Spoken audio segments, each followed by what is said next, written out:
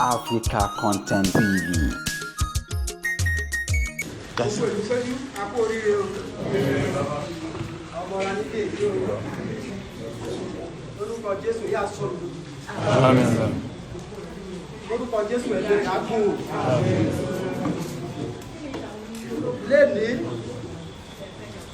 Gẹ́gẹ́ bí ìfẹ́ tí wọ́n ní sí wa gẹ́gẹ́ bí ọmọ wa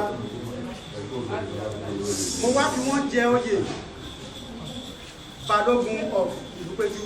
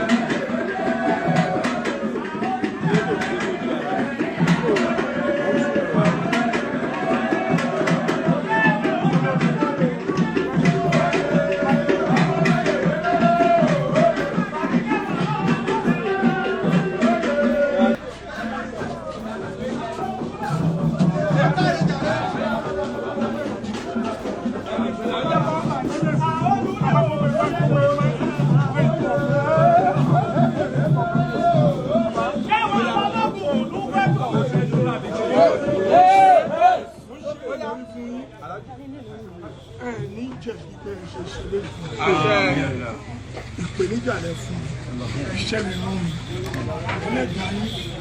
ẹlẹ́dàá gbogbo olùdókòwò tì í lẹ́yìn máa jẹ́ṣẹ́ náà kí ẹ ṣe rán mi máa jẹ́ṣẹ́ náà kí ẹ ṣe rán mi mo gbaṣẹ́ tẹ mọ́ mi máa jẹ́ ju bẹ́ẹ̀ ṣe lérò bẹ́ẹ̀ ni gbogbo ṣe fẹ́ kó rí ìlú àgbà mi ṣe máa ṣe ẹlẹ́dàá ìyá mi ṣe jẹ́ kí jẹ́ ju bẹ́ẹ̀ bí gbogbo olùdókòwò ṣe máa dunú délẹ̀ máa jẹ́ ju bẹ́ẹ̀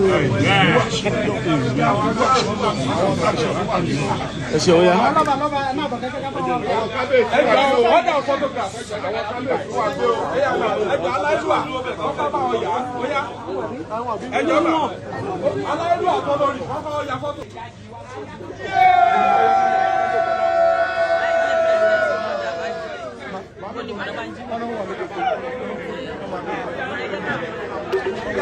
Yeah.